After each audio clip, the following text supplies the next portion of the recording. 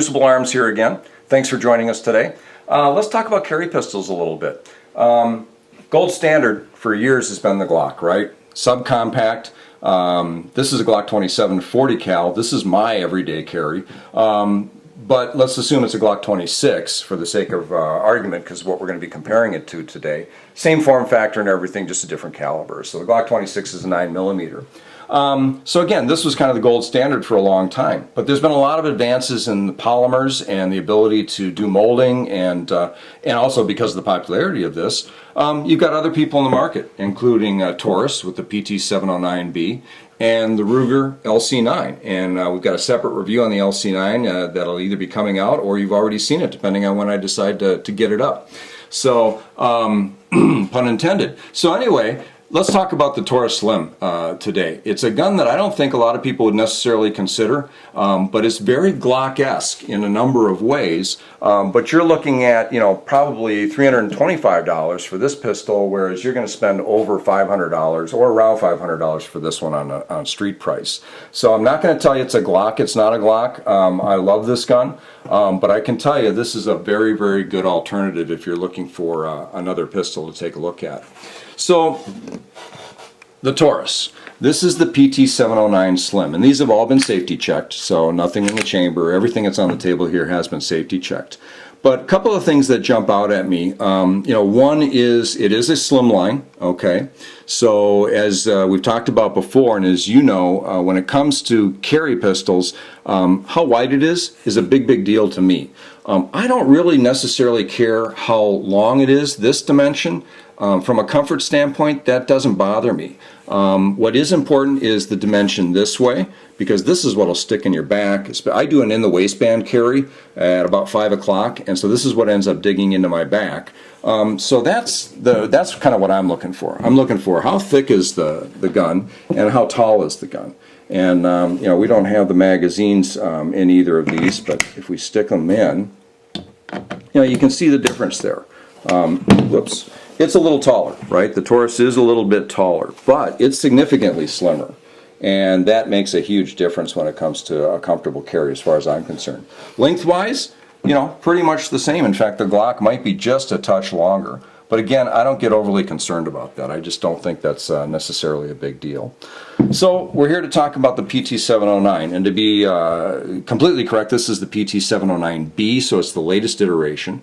And again, I call it somewhat Glock-esque in that from a weight standpoint, it's very similar. You're looking at the Taurus being about 19 ounces empty. The Glock is going to be 20 ounces empty. So virtually the same from that standpoint. In fact, when you load up the mag on the Glock, it's going to be heavier because it is a double stack, and that's a 10-round mag in the Glock 26.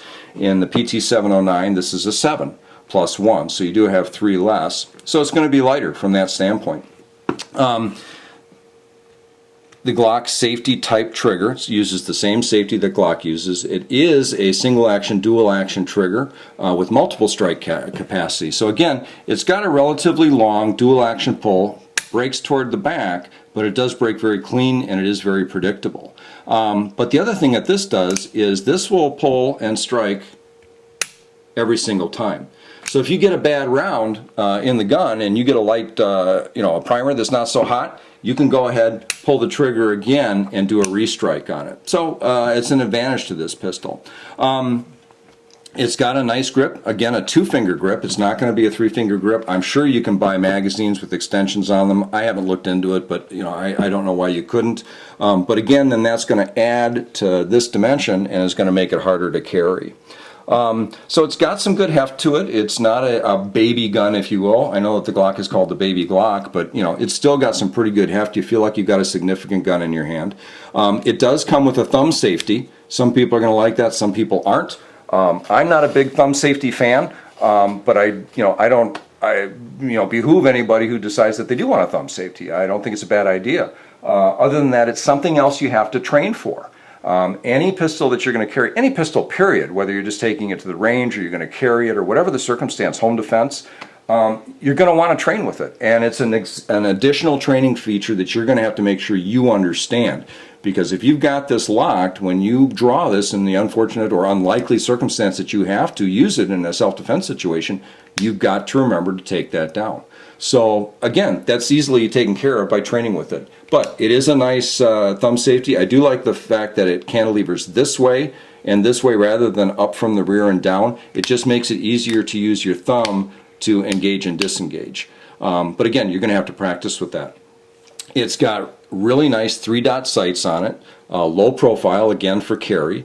And the other thing that I find is a really great feature about this particular pistol is the fact that you are able to adjust not only for windage, but you're also able to adjust for elevation. There are 2 adjustment screws here, so you can adjust for elevation as well as windage on this pistol. Front sight is pinned, but the rear will do either. That's especially for a carry gun, that's a pretty unique feature, because generally speaking in a self-defense situation, you're not aiming all that much as you're pointing. However, it does give it the added ability to be able to use it at the range and be able to sight that gun in pretty well, so you can use it at the range. Wouldn't want to do it all day long, probably beat your hand up a little bit, but an effective range gun. Polymer base, steel slide, well built. Again, this was one of those pistols that I wasn't sure I was excited about liking, to be honest with you. And the more that I've used it and been around it, the more I do like it. I do like the fact it's got a lot of room here in the front, similar to the LCP that we've reviewed before, or is coming out, as I said before. Because here in Minnesota, we wear gloves during the winter, and a lot of you wear shooting gloves. So a lot of room in the front here to be able to get your finger in, again on that far back pull. Real nice, I do not have any problems with dropping the mag on this. Again, that's due in some part because of the memory thumb here. It puts a place for your thumb to go, so it's not necessarily going to want to wander down here. It's also not very extended. It's pretty flush, so you're not going to have an accidental drop. Unlike the LC9, this will fire with a round in the chamber just like the Glock. So if you've got one in the chamber and for some reason you manage to drop that mag, it will still pull and fire. And again, because it's got the multiple strike capability, you can fire more than once if you need to. Otherwise, I almost forgot. Here's another feature that you're going to want to take a look at. Right back here, it's got a key so that you can lock the pistol for storage if you want to, and then that way the trigger won't pull at all.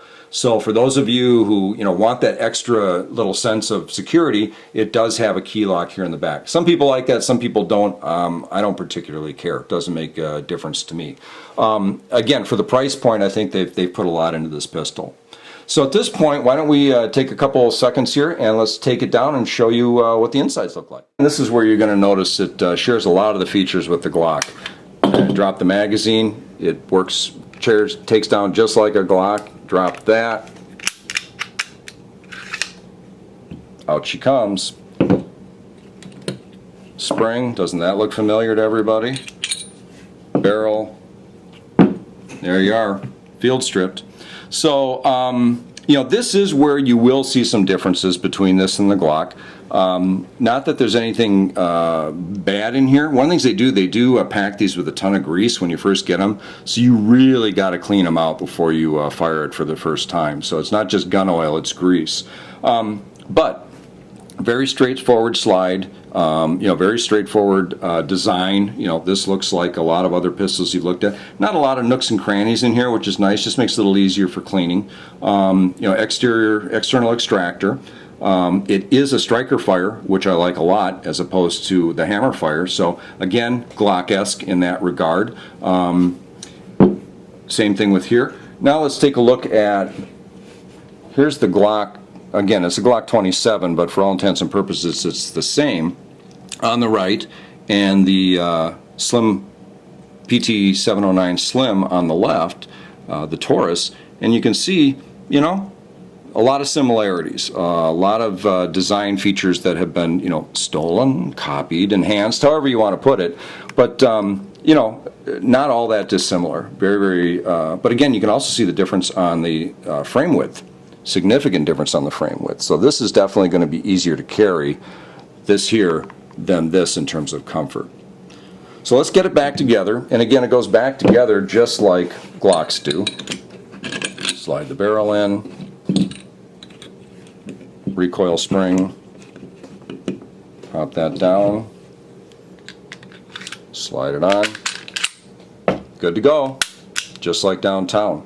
So again, takedown, you know, everything internally, very similar to the Glock, but again, a really nice price point, and the ability to have a slimmer profile, a really nice set of sights, good build quality, excellent ergonomics. Again, you're going to have to grab it a little tighter because it is a single stack, but a lot of things to be said for this particular pistol, and especially at the price point. When you look at, you know, what you're going to spend to get one of these versus what you're going to spend to get the Glock, and I'm not telling you not to spend the money on the Glock. Glocks are everything that they've built their reputation for, and very reliable, super guns, and that's what I carry. But I would not hesitate to carry this pistol at all, especially at that price point.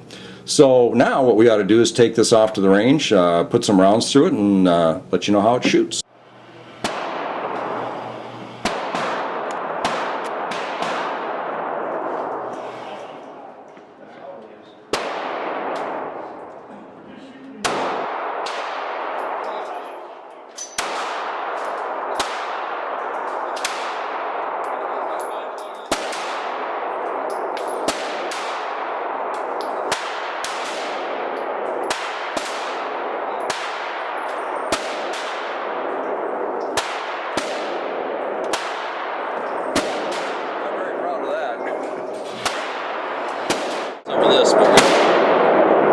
So it's a good group. You just got to figure out where to hold.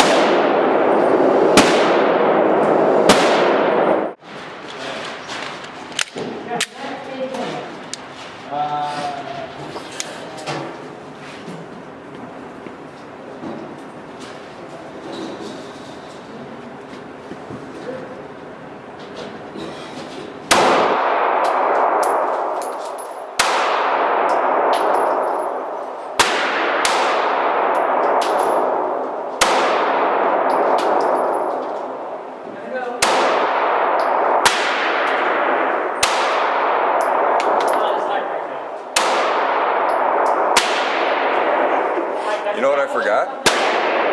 It shoots down and to the left. So I'm aiming down and to the left. Yeah.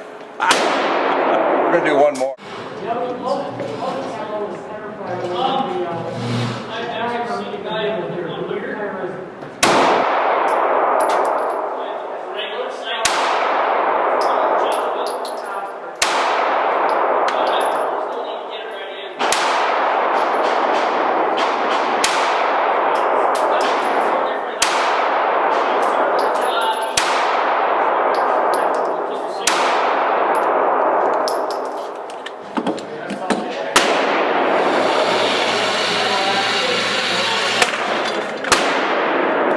It's a little more like it.